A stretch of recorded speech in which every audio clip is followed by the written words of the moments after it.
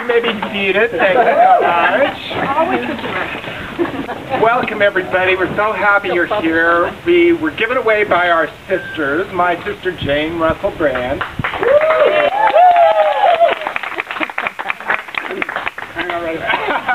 My sisters Maureen West and Joy Morgan.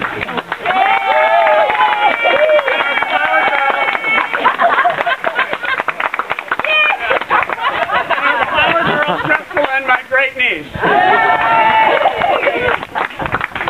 Now, don't be nervous if you've never been to a gay wedding. We haven't either. And we don't even know what kind of protocol. So we're just making it up as we go along. Well, first we'd really like to thank our hosts, Dan and Cheryl Dunn.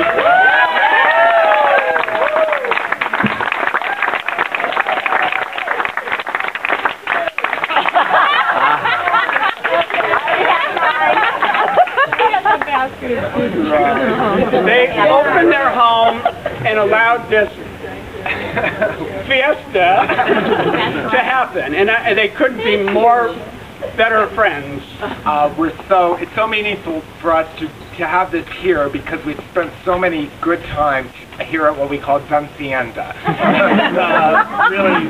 Really meaningful to us. As you could tell by the procession, we're not exactly tethered to tradition here today. And so this is not only a wedding, it's a celebration of a very long relationship. And we thought we'd just talk a little bit about the history of our relationship, starting with when we met. We were introduced by a mutual friend who lived in Boston who thought we might have something in common. We both liked the theater. And a couple weeks after he introduced us, I was about to do a backers audition at a club in Soho, and the owner invited me to come see a performance. And so I called Bruce and asked if he would like to come along. And I said, yes, I love club acts. And this was a particularly different one. It was Michael Moriarty, who, if you know him, is a serious film and theater actor, Tony Award winner, and I think he's got an Emmy. But at this point in his career, he decided he wanted to be a jazz impresario, singing and, well, diva. Jazz diva, singing and playing jazz piano at this club. And it was his opening performance, and the room was packed out with his friends and supporters who were just going crazy over everything he did. But the minute he started to sing, we started like elbowing each other, kicking each other under the table, and digging our nails into each other's legs. And that's when we knew we had the exact same taste. Because we loathed him in exactly the And we were the only ones in the room who did, and it was just such a great bonding moment. We've been virtually inseparable ever since. At that time, I lived up in the Upper West Side on West 107th Street, and Bill lived down on East 16th Street. And if you know New York, it's very hard to get there from here. And truly, some of the worst disagreements we've ever had were that first year about who would spend the night where. But about a year... We rehearsed for what? That's a dramatic pinch or pause. But about a year and a half after that, Bill had to leave that apartment, and our apartment was so big, and I said, well, come on, just move in with me. And he did. And we haven't had an argument since.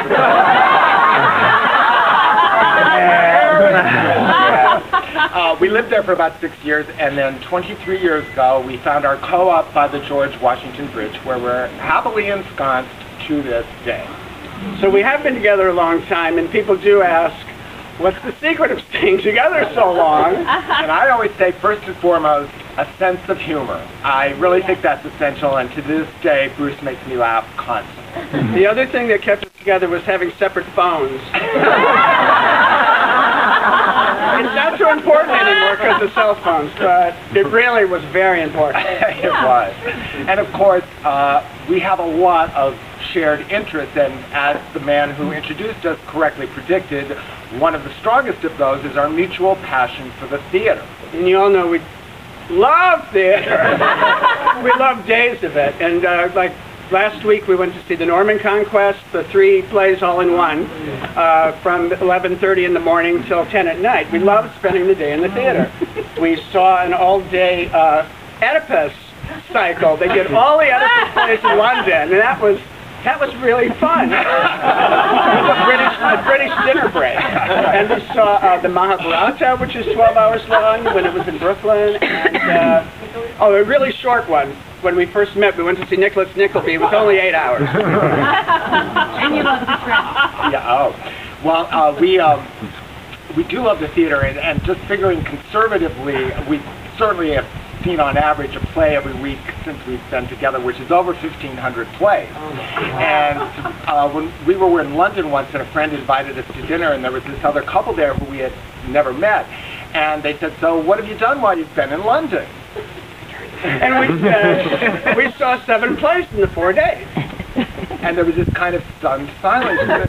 And I said, "Is something wrong?" And he said, "I don't think I've seen 7 plays in my life." And we thought that was really weird. In London. But that was one of our many trips to London, and we do love to travel. It's another thing we do. And I do like to get to the airport a little earlier than Neil does. Another thing we never disagree about. We've had so many great trips together, many as guests of many of you here, which we're most grateful for. And we've been all over this country, and in Paris and Seville, stayed with some of you. And we've been to Brazil and Costa Rica and Australia and New Zealand and Thailand and all over Europe. And we love to eat all that food there, too. We have a lot of that in common, that we love all kinds of nationalities of food, and we don't really argue about what we eat. That's another thing. I see people who don't eat the same thing, and it's like, we'll eat anything. We both cook, too, and we both get around the kitchen together very well. We have our separate dishes we make. And we're very happy, of course, to have food as a major part of today, and our dear long-term friend, Joyce Delakier.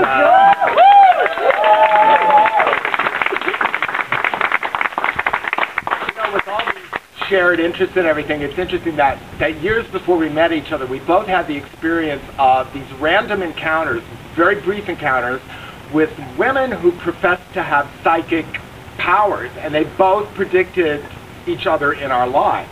Mine was actually in Columbus, Ohio, when I was traveling as a cosmetic consultant. I was in a cosmetic counter talking to some women, and one said, "I'm getting this aura." This is true. She said, "You're going to meet someone, you're going to be surrounded by music."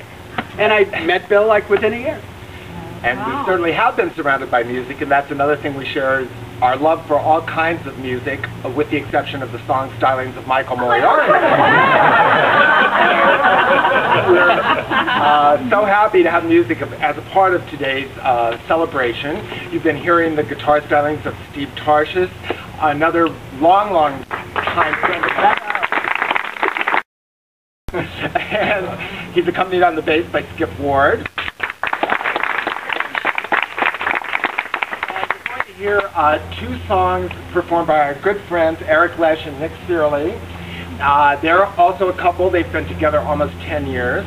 They're going to be singing a song from Sideshow, and then a little later, a song that I was commissioned to write with Henry Krieger that was definitely inspired by my relationship with Bruce, but as you will hear, is not entirely appropriate until the moment you'll hear it sung. So now, we're going to make brief personal statements